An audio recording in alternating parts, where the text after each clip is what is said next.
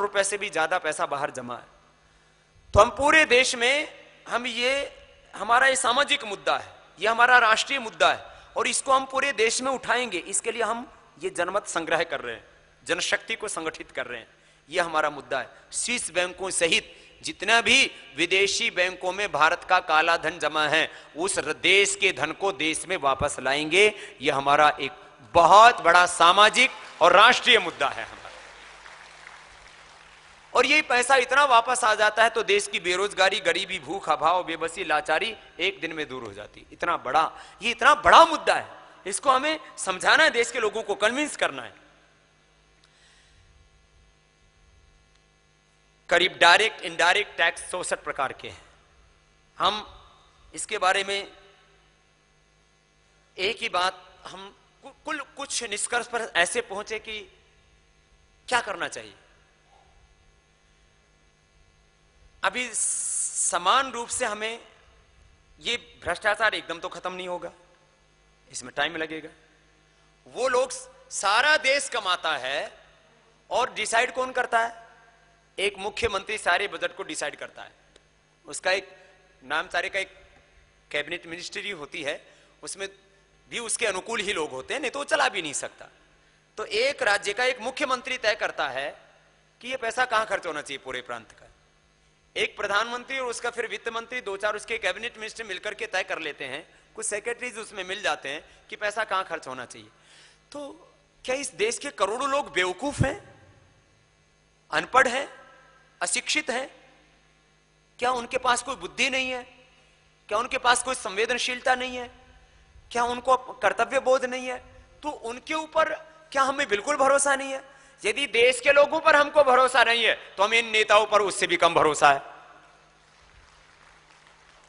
यदि देश के लोगों पर भरोसा है, अरे वो कमा के दे रहे हैं तो उनके ऊपर भरोसा क्यों नहीं करते? तो हमने एक सिस्टम बनाया कि टैक्स अभी कितना % होता है? करीब औसतन 30% तो सभी देते हैं जो है इनकम टैक्स। अब बाकी सर्विस टैक्स और सारी चीजें जोड़ोगे तो गड़बड़ वो बहुत हो जाएगा। औसत मान लो 30% तो सभी दे ही रहे हैं लगभग। 30% में जितना भी टैक्स हम देते हैं, डायरेक्ट टैक्स, उसमें से ऐसा कर दिया जाए कि एक आदमी को माना कि उसने जो है 1 लाख रुपए, जो सरकार की सीमा है 1.5 लाख रुपए से ऊपर टैक्स लगता है ना, 1.5 लाख से ऊपर, 1.5 लाख से ऊपर माने उसने 1 लाख रुपए कमाए, तो 1 लाख रुपए में से गवर्नमेंट को कितने देने? 30,000 देने। ये सबकी समझ में आने वाला आंकड़ा है। तो हम कहते हैं कि 15,000 वो जो है सीधा गवर्नमेंट को दे और 15,000 उसको छूट होनी चाहिए कि अपने आस पड़ोस के गांव में शिक्षा के लिए, गरीबों की शिक्षा के लिए, स्वास्थ्य के लिए, स्वच्छता के लिए, असमर्थों को उठाने के लिए, देश के गरीबों के हालात को ठीक करने के लिए, देश की गरीबी, बेबसी, लाचारी के लिए, क्योंकि वो जहां जी रहा है उसके आस पड़ोस के समाज का उसको बहुत अच्छी तरह से पता है। वहां के ग्रामीण विकास के लिए, गांव के जल के प्रबंधन के लिए यदि उसको 50% खुद छूट दे दी जाए खर्च करने की, तो ये देश की तकदीर और तस्वीर बदल सकती है। तो दे रहा है ना, खर्च कर रहा है। वो गवर्नमेंट कहेगी जी हम खर्च करेंगे, क्यों? बोले हमारे पास खर्च करने का सिस्टम है। खर्च करने का नहीं, तुम्हारे पास लूटने का सिस्टम है। हम जो वहां गवर्नमेंट में 1 लाख रुपए देते हैं तो वापस कहां आता है? वो वापस हमारे गांव में आता है, हमारे गांव के विकास के लिए, हमारे मोहल्लों के लिए, हमारी शिक्षा के, स्वास्थ्य के लिए, हमारे हॉस्पिटलों के लिए, हमारी एजुकेशन के लिए। यही तो तर्क देते हैं ना कि हम शिक्षा, स्वास्थ्य, हेल्थ, एजुकेशन, डेवलपमेंट, रोड, पानी, बिजली, सड़क, इसके लिए खर्च करते हैं। तो भाई वो खर्च करेंगे तो उसमें से 100 में से हमें 10 रुपए, 20 रुपए मिलेंगे और हम पूरा का पूरा खर्च कर रहे हैं। ऐसा करने से जो टैक्स पेयर्स हैं उनको लगेगा कि वो सीधा देश की सेवा कर रहे हैं। सीधी सीधी बात है और ये पूरे देश को समझ में आएगी बात। हम पूरे देश को समझाएंगे कि, और उसके हम वाउचर्स बनवाएंगे, बिल बनवाएंगे और उस जिले के जितने भी लोग जो ये 50% जिनको छूट दे रहे हैं उनको एक कमेटी बना देंगे वहां लोकल लेवल पर, प्राइवेट लोगों की, गवर्नमेंट की कमेटी नहीं, प्राइवेट लोगों के। टैक्स पेयर्स ने डिसाइड कर दिया कि जिले में ये, तहसील में ये 5 लोगों की, 11 लोगों की कमेटी है। जितने भी टैक्स पेयर्स हैं वो 50% अपने आस पड़ोस के गांव, एक व्यक्ति 2 गांव, 4 गांव, 5 गांव को गोद ले लेगा। एक व्यक्ति किसी स्कूल को गोद ले लेगा, किसी पार्क को गोद ले लेगा, किसी एक मोहल्ले की सफाई का वो खुद वो जो है उसका खर्चा उठा लेगा। तो उसको लगेगा मैंने इस देश के 5 गांव के लोगों को हेल्थ दिया, उनको एजुकेशन दिया, मैंने इस देश को स्वच्छ बनाने में मदद की, मैंने इस देश को स्वस्थ बनाने में मदद की, मैंने इस देश को ऊंचा उठाने में मदद की, मैंने कुछ लोगों को, बेरोजगारों को रोजगार दिया, तो उसको संतुष्टि होगी। तो जब पैसा उसका है तो उसको क्रेडिट उसको क्यों नहीं मिलना चाहिए? ये क्रेडिट लेते हैं बेईमान लोग। वो क्यों, आप कहेंगे जी क्यों ऐसा करना चाहते हैं? वो सारा पैसा लेकर के और ये खुद क्रेडिट लेना चाहते हैं कि हमने पैसा खर्च किया। अरे देश के लोगों का पैसा उनको खर्च करने दो विकास के नाम पर, इसमें दिक्कत क्या? ये तो सीधी सीधी बात है।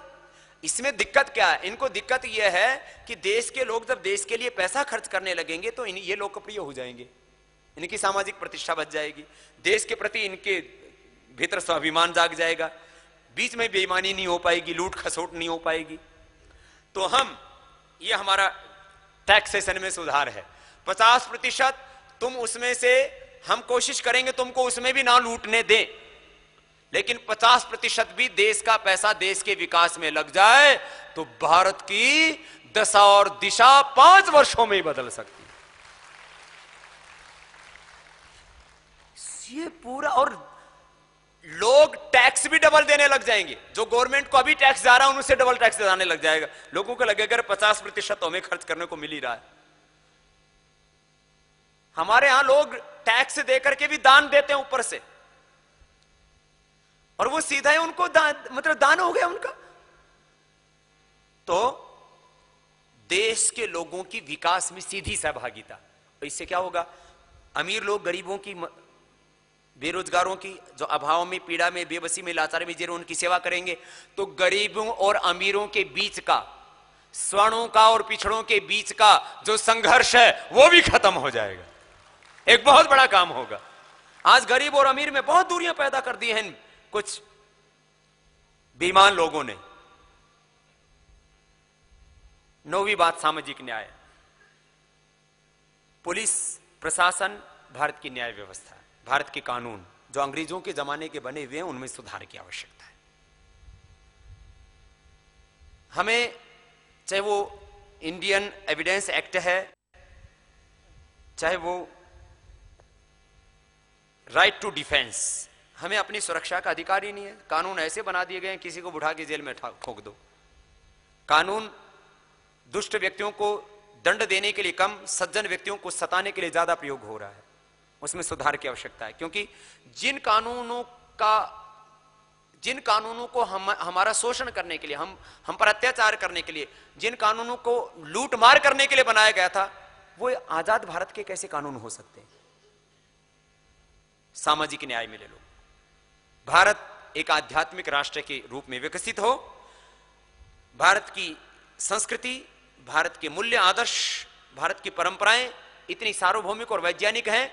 हमें किसी बाहर के आयातित धर्म, आयातित संस्कृति और आयातित विचारधारा, आयातित संस्कृति, आयातित विचारधारा, ना हमें मार्क्स और ना लेनिन की जरूरत है, ना हमें और दूसरी तीसरी संस्कृति की जरूरत है।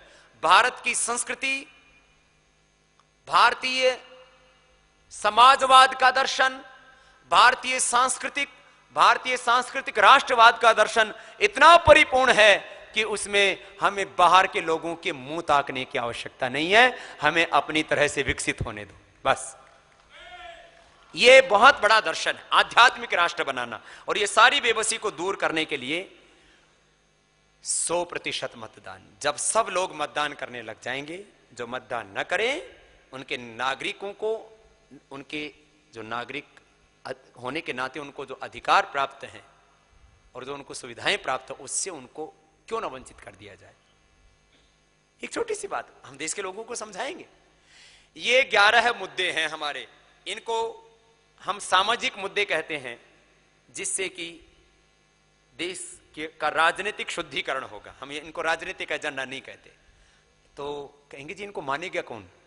हम एक एक गांव में अपनी शक्ति खड़ी करेंगे, एक एक मोहल्ले में। आने वाले एक महीने में बहुत बड़ी शक्ति खड़ी करनी है हमें, जून के महीने में।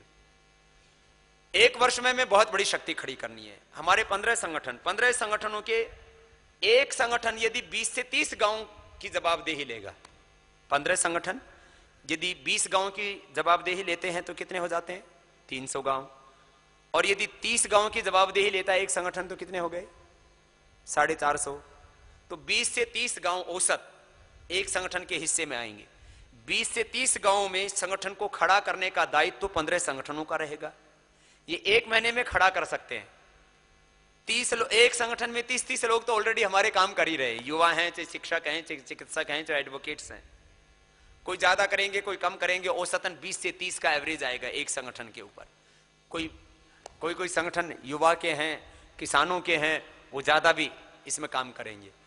तो एक महीने से एक वर्ष तक के भीतर ये संगठन खड़ा हो जाएगा। और अभी हम एक वर्ष तक संगठन को पूरा खड़ा करेंगे।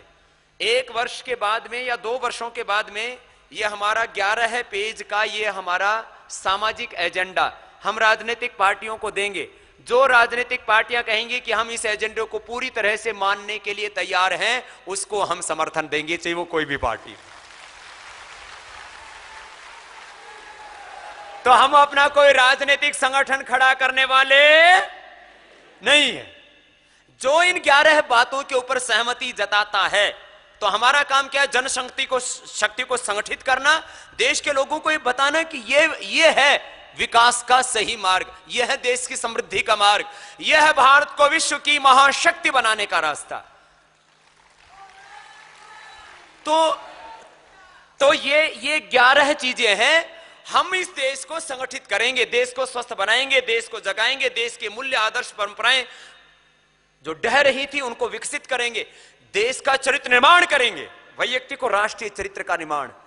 और जब हम खड़े हो जाएंगे मजबूती के साथ, और मैं पूरा विश्वास रखता हूं कि आने वाले एक वर्ष के भीतर 6,38,365 गांवों में और भारत के हर एक शहर में, कस्बे में करीब 10 लाख कक्षाएं हमारी नियमित चलनी शुरू हो जाएंगी। और पूरी मजबूती से एक ही हमें काम करना है, हमें पूरी शक्ति से अपने आप को संगठित करना है।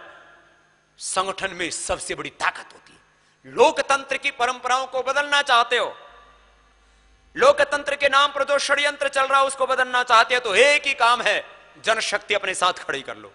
जनशक्ति जिस दिन पूरी हमारे साथ खड़ी हो जाएगी, तो एक नहीं फिर 2-2, 3-3 पार्टियां कहेंगी कि हम इन 11 बातों को मानने के लिए तैयार हैं। फिर उसमें से हम देखेंगे कि इसमें से कौन कितने अच्छे हैं और कितने खराब हैं। तो अब कोई, मुझे लगता है कोई सामाजिक या राजनीतिक भ्रम की स्थिति नहीं। कोई कहेगा कि इसमें तो कोई प्रत्याशी कहेगा जी मैं तो इन सारी बातों को मानता हूं, उसको जीतना है। भाई प्रत्याशी से बात नहीं बनेगी, क्योंकि कभी भी प्रत्याशी नीतियां नहीं बनाते हैं। नीतियां कौन बनाती है? हमेशा पार्टियां बनाती हैं। जो हम राजनीतिक पार्टियों के पास में ये एजेंडा भेजेंगे और इस एजेंडे को जो राजनीतिक पार्टी स्वीकार करेगी हम उसको समर्थन देंगे, चाहे वो लोकल पार्टी हो चाहे वो राष्ट्रीय पार्टी हो। उसकी विश्वसनीयता देखी जाएगी और पूरी ईमानदारी से पूरे देश के सामने उसके साथ बातें की जाएंगी। इन बातों को मानो। तो यह है नए भारत के निर्माण का, भारत के स्वाभिमान को जगाने का मंत्र। अब ये तो हमने 11 मुद्दे रखे। इन 11 मुद्दों के ऊपर मैं अब आपके विचार लूंगा। और सबसे पहले मैं भाई राजीव जी को इस विषय में कुछ कहो कुछ। मैं 2-3 बातों के ऊपर, एक तो जो है जो मैंने बात की सामाजिक न्याय और शिक्षा के बारे में, 2 बारे में आपको 10 मिनट में राजीव जी कुछ बताएंगे थोड़ा आपको, और आपको इसमें बहस में सम्मिलित कर रहा हूं मैं कि यह तो हमारे 11 मुद्दे, इन 11 मुद्दों में और क्या नई